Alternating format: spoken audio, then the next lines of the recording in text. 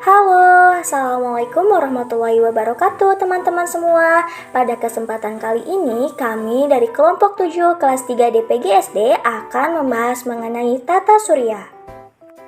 Sebelumnya, kita perkenalan terlebih dahulu ya teman-teman. Yang pertama ada Firda Rahma Fajriana dengan NIM 2009321. Yang kedua ada Niken Oktavia Anissa Asri dengan NIM 2009537. Yang ketiga ada Salsa Lutfianti Sutardi dengan NIM 2006971. Dan yang terakhir ada Wiwin Winingsi dengan NIM 2005368. Selanjutnya, saya akan menjelaskan mengenai tema dan subtema. Diajarkan di kelas 6 pada semester 2 dengan tema 9 menjelajah angkasa luar dengan subtema 1 keteraturan yang menakjubkan yang terdapat pada pembelajaran ke-1, ke-2, dan ke-5. Selanjutnya, diajarkan di kelas 6 pada semester 2 dengan tema 9 menjelajah angkasa luar dengan subtema 2 benda angkasa luar dan rahasianya yang terdapat pada pembelajaran ke-1, ke-2, dan ke-5. Selanjutnya, diajarkan di kelas 6 pada semester 2 dengan tema 9 menjelajah angkasa luar dengan subtema 3 tokoh penjelajah angkasa luar yang terdapat pada pembelajaran ke-1 dan ke-2. Selanjutnya, kompetensi inti. Terdapat 4. Yang pertama, menerima, menjalankan, dan menghargai ajaran agama yang dianutnya. Yang kedua, menunjukkan perilaku jujur, disiplin, santun, percaya diri, peduli, dan bertanggung jawab dalam berinteraksi dengan keluarga, teman, guru, tetangga, dan negara. Ketiga, memahami pengetahuan faktual, konseptual, prosedural, dan metakognitif pada tingkat dasar dengan cara mengamati, menanya, dan mencoba berdasarkan rasa ingin tahu tentang dirinya, makhluk ciptaan Tuhan dan kegiatannya, serta benda-benda yang dijumpainya di rumah, di sekolah, dan di tempat bermain. Yang keempat, menunjukkan keterampilan berpikir dan bertindak kreatif, produktif, kritis, mandiri, kolaboratif, dan komunikatif dalam bahasa yang jelas, sistematis, logis, dan kritis dalam karya yang estetis, dalam gerakan yang mencerminkan anak sehat dan tindakan yang mencerminkan perilaku anak sesuai dengan tahap perkembangannya. Kompetensi dasar dan indikator. Kompetensi dasar ada 2, yaitu 3.7 menjelaskan sistem tata surya dan karakteristik anggota tata surya.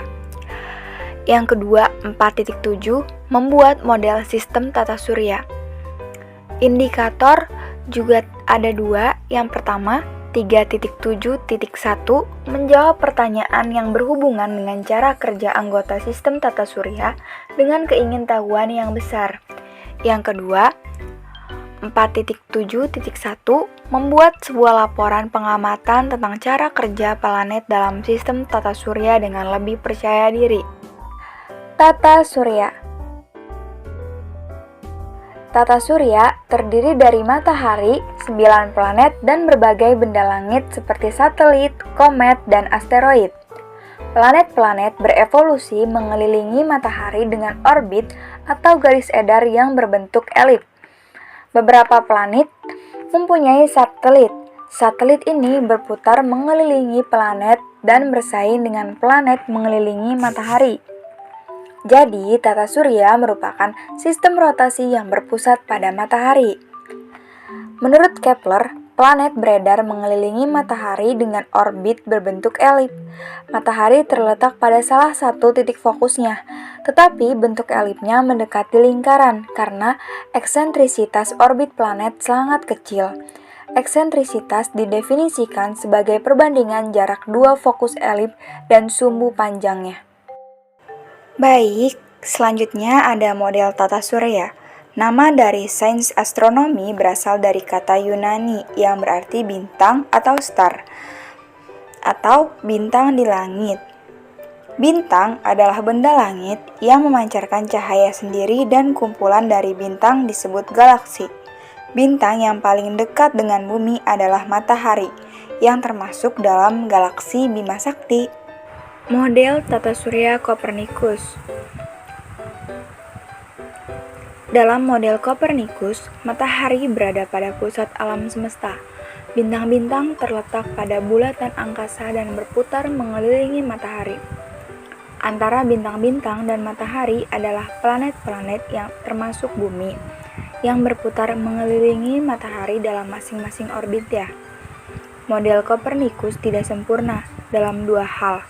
Bintang-bintang tidak berputar di sekitar matahari dan planet-planet tidak mengikuti orbit sirkular. Teori pembentukan tata surya. Menurut teori kondensasi, matahari dan planet-planet berasal dari kabut pijar yang berpilin di dalam jagat raya. Karena perputaran, maka sebagian massa kabut terlepas dan membentuk gelang-gelang di sekeliling bagian utama gumpalan kabut tersebut. Selanjutnya, gelang tersebut lambat laun membentuk gumpalan, kemudian memadat menjadi planet. Kabut matahari berbentuk piringan yang berputar lambat dan mulai memadat. Karena pemadatannya dan putaran yang terus-menerus, maka terjadi bentuk dasar matahari yang dikelilingi material yang akan menjadi planet. Hipotesis kabut kemudian dikembangkan oleh Carl von Weizsäcker dan Gerald P. Kuiper pada tahun 1940-an yang disebut teori vortex atau pusaran. Dua gagasan dikembangkan dalam teori ini. Yang pertama bahwa nebula mula-mula bergolak atau turbulen. Planet kedua bahwa pembentukan planet sekurang-kurangnya melalui dua proses, yaitu pembentukan planetesimal, kemudian protoplanet atau gumpalan kabut gas. Selanjutnya, ada orbit planet. Kepler menunjukkan bahwa orbit planet merupakan elip. Makin dekat fokus-fokus elip, maka elip mendekati bentuk lingkaran. Penyimpangan elip dari lingkaran diukur dengan eksentrisitas, yaitu perbandingan jarak kedua fokus dengan diameter panjang elip.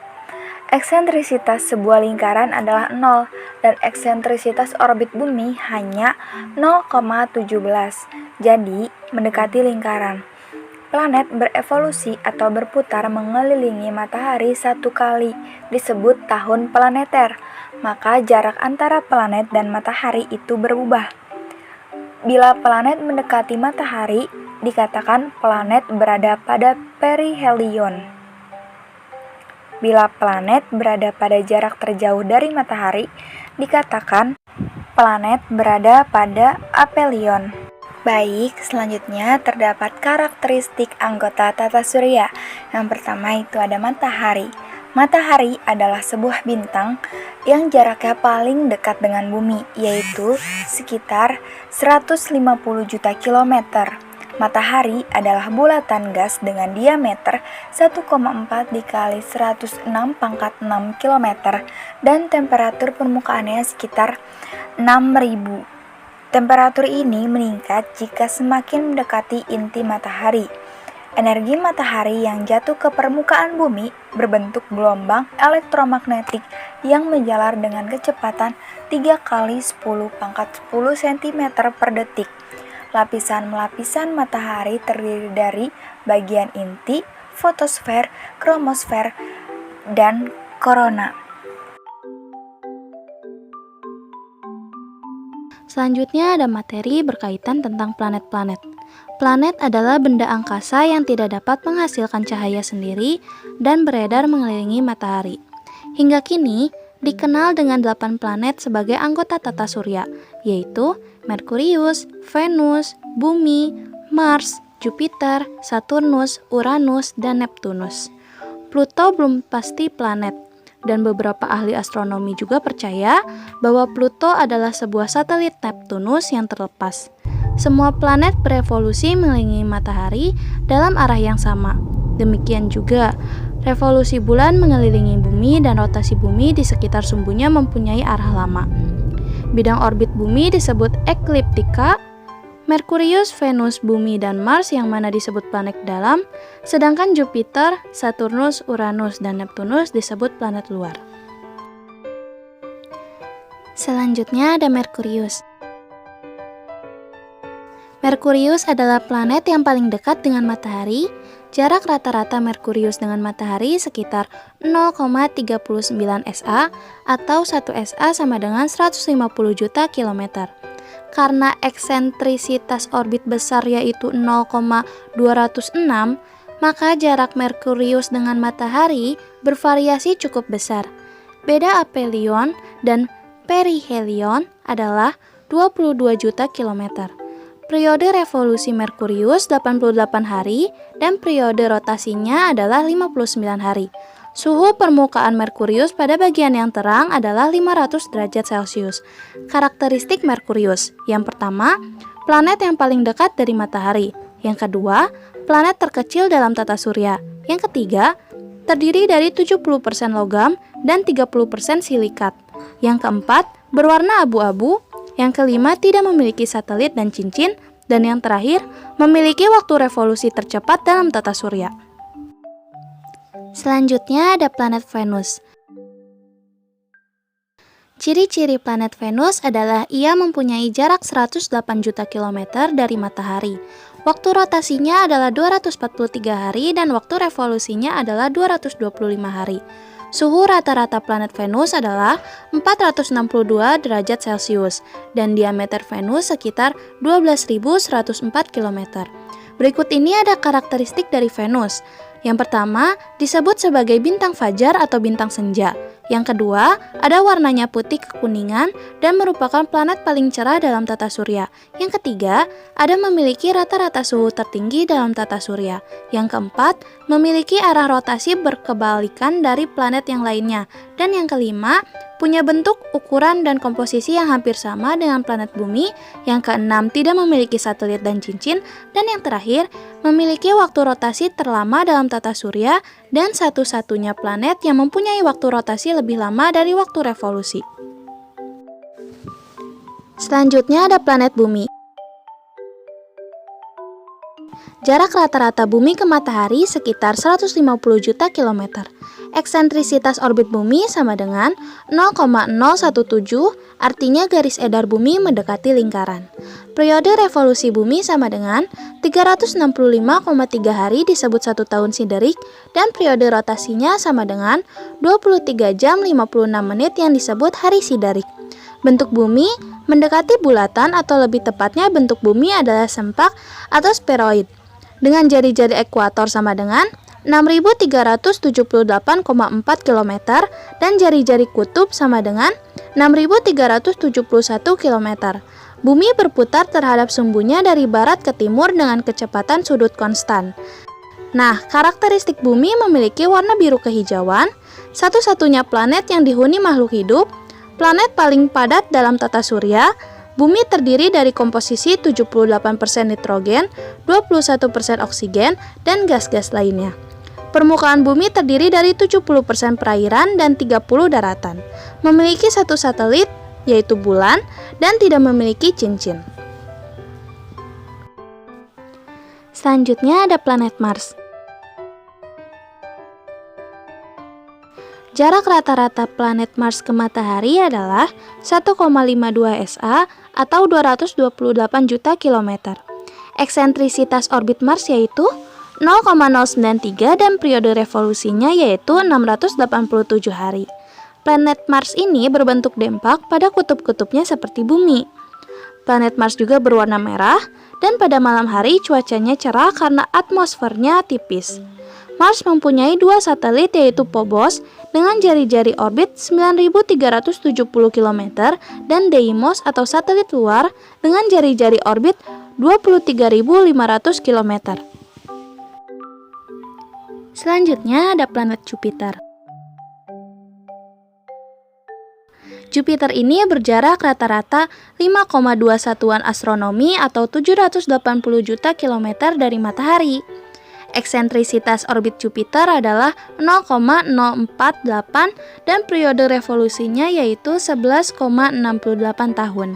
Sistem Jupiter ini mempunyai 12 satelit yaitu bulan, tetapi menurut data sampai tahun 1992, Jupiter dikelilingi oleh 17 buah satelit.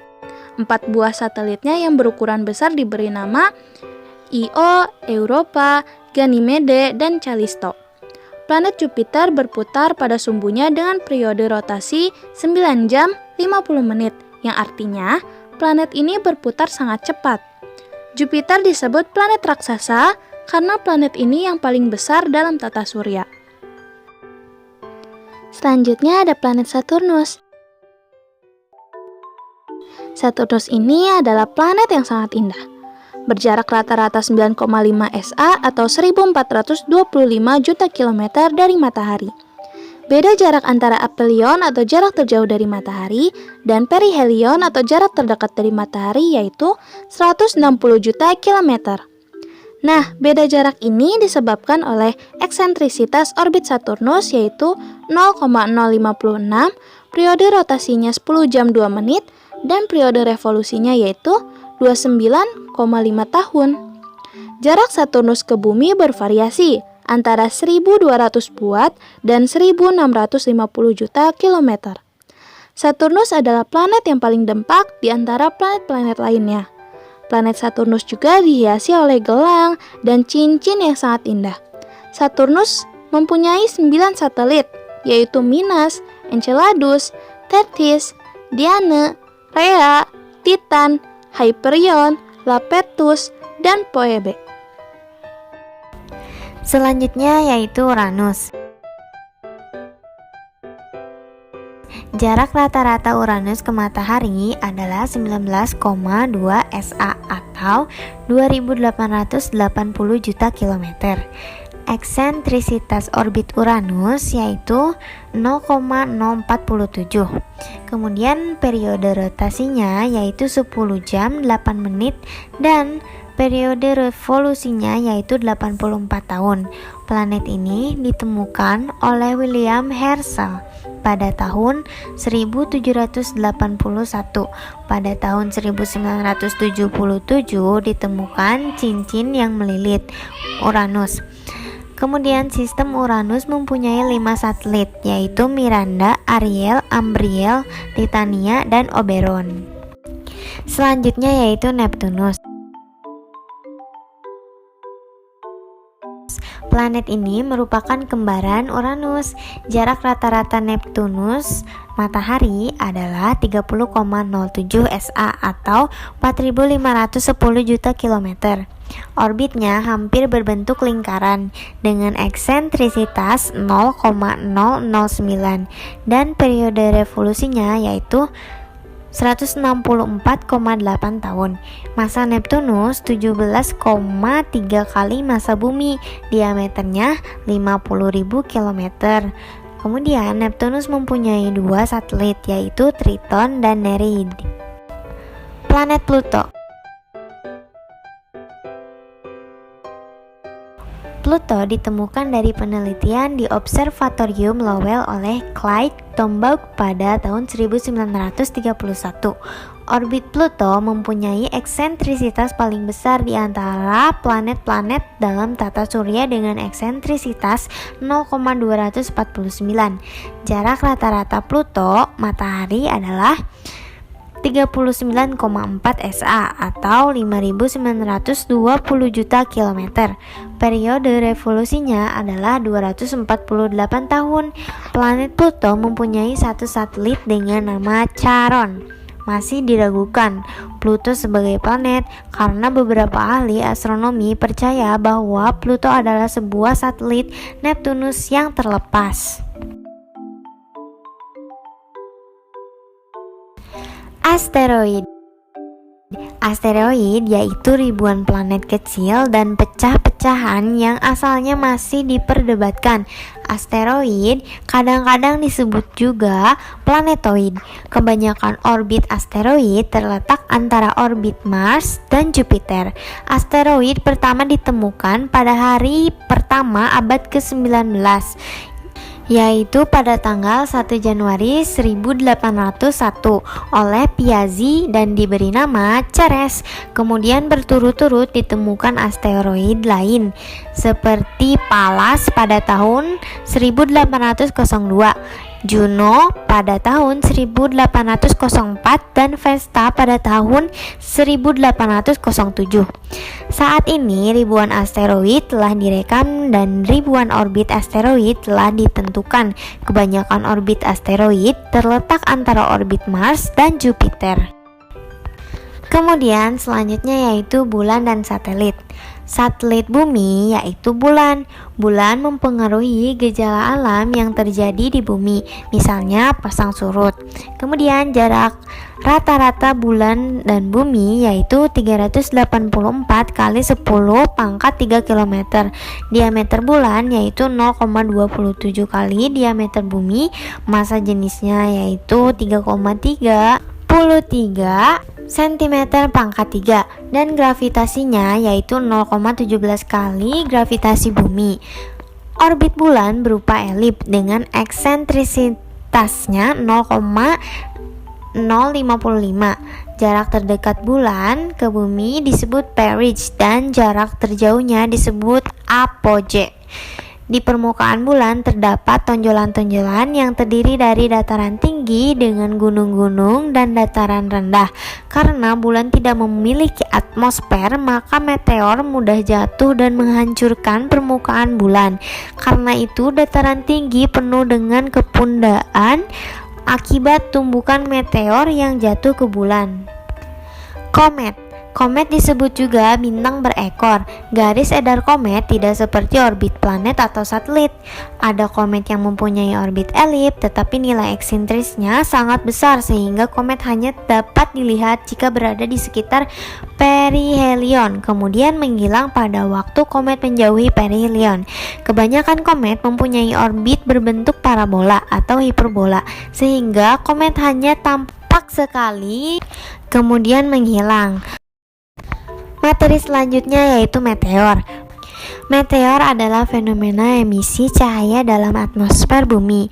Meteor sering disebut juga bintang jatuh, benda langit yang berterbangan secara tidak teratur dengan orbit yang tidak tetap dan tidak bercahaya, disebut meteorit. Kemudian, meteorit yang jatuh ke bumi karena gaya tarik bumi akan berpijar akibat gaya gesekan atmosfer bumi. Jika meteorit dapat mencapai permukaan bumi tanpa terbakar habis, maka disebut meteorit. Oke, sekarang kita masuk ke sistem bumi, bulan, dan matahari. Yang pertama, ada penampakan bulan dari bumi. Bulan dapat terlihat dalam berbagai bentuk dari bumi akibat dari revolusi bulan terhadap bumi dan matahari. Perubahan bentuk bulan dinamakan dengan fase-fase bulan yang berubah setiap 29,5 hari. Fase-fase tersebut terdiri dari fase bulan baru, fase kuartal pertama, fase bulan purnama, dan fase kuartal akhir. Selanjutnya, ada penampakan matahari dari bumi. Matahari terlihat seperti bergerak. Sebagai contohnya, matahari terbit di arah timur dan tenggelam di arah barat. Pergerakan tersebut bukan pergerakan matahari yang sesungguhnya. Hal itu disebut sebagai gerak semu harian matahari. Gerak semu matahari disebabkan oleh rotasi bumi pada porosnya, sehingga terlihat seolah matahari bergerak dari timur ke barat. Nah, selanjutnya ada rotasi bumi dan revolusi bumi. Rotasi bumi adalah pergerakan bumi yang berputar pada sumbunya. Arah perputarannya berlawanan dengan arah putar jarum jam. Dampak rotasi bumi diantaranya, yang pertama terjadinya siang dan malam, yang kedua perbedaan waktu di beberapa wilayah, yang ketiga terjadi pembelokan arah angin, yang keempat terjadi gerak semu harian matahari, dan yang terakhir pembagian zona waktu dunia. Sedangkan revolusi bumi adalah pergerakan bumi pada sumbunya mengelilingi matahari. Arah revolusi bumi berlawanan dengan arah jarum jam. Dampak revolusi bumi sendiri diantaranya, yang pertama perubahan lamanya siang dan malam, yang kedua pergantian musim, yang ketiga pergerakan semu tahunan matahari, dan yang terakhir penetapan kalender Masehi. Selanjutnya ada rotasi bulan dan revolusi bulan. Rotasi bulan adalah perputaran bulan pada porosnya. Waktu yang dibutuhkan bulan saat melakukan sekali rotasi adalah 29,5 hari atau 1 bulan. Bulan berotasi dari barat ke timur. Sedangkan revolusi bulan adalah perputaran bulan dalam mengelilingi bumi. Bulan mengelilingi bumi dalam orbit yang berbentuk elips. Waktu yang dibutuhkan untuk melakukan satu daur penuh fase bulan yaitu selama 29,5 hari atau 1 bulan. Nah, selanjutnya ada dampak rotasi dan revolusi bulan. Yang pertama, terjadinya pasang dan naik air laut. Air laut di bumi yang menghadap pada bulan akan tertarik oleh gaya gravitasi bulan sehingga menimbulkan pasang naik. Sebaliknya, air laut yang membelakangi posisi bulan mengalami pasang surut. Yang kedua, perubahan jumlah hari pada setiap bulan di kalender Hijriah. Jumlah hari pada kalender Hijriah per bulannya adalah 30 atau 29 hari. Maka, dalam satu bulan kalender Hijriah memiliki lama sekitar 29,5 hari. Hal ini menyebabkan dalam kalender Hijriah ditemukan adanya tahun kabisat. Yang ketiga, adanya terjadi fase-fase bulan. Fase-fase bulan itu terdiri dari fase bulan baru, fase bulan mati, fase bulan sabit, fase bulan separuh, fase bulan 3/4, dan bulan penuh. Selanjutnya, ada terjadinya gerhana bulan. Gerhana bulan adalah peristiwa yang terjadi saat posisi bulan, matahari, dan bumi terletak pada posisi garis lurus atau linear. Posisi bumi harus berada di antara posisi bulan dan matahari. Hal ini terjadi karena bulan berada di belakang bumi, sehingga sinar matahari yang seharusnya diterima oleh bulan terhalang oleh bumi, sehingga bulan berada pada bayang-bayang bumi yang memiliki dua macam bayangan, yaitu umbra dan penumbra. Nah, selanjutnya ada terjadinya gerhana matahari. Selain gerhana bulan, rotasi dan revolusi bulan juga dapat menyebabkan gerhana matahari. Pada saat gerhana matahari, posisi bayangan umbra dan penumbra bulan adalah dalam bayangan matahari atau penutup laju sinar matahari. Singkatnya, posisi bulan berada di antara bumi dan matahari. Gerhana matahari ini juga memiliki 4 jenis yang berdasarkan pada posisi bulan yang berada di tengah-tengah bumi dan matahari, yaitu gerhana matahari total, gerhana matahari cincin, gerhana matahari sebagian, dan gerhana matahari hibrid. Cukup sekian pemaparan materi dari kelompok kami. Jangan lupa ditonton juga video praktikum yang telah kami buat ya teman-teman. Terima kasih. Wassalamualaikum warahmatullahi wabarakatuh.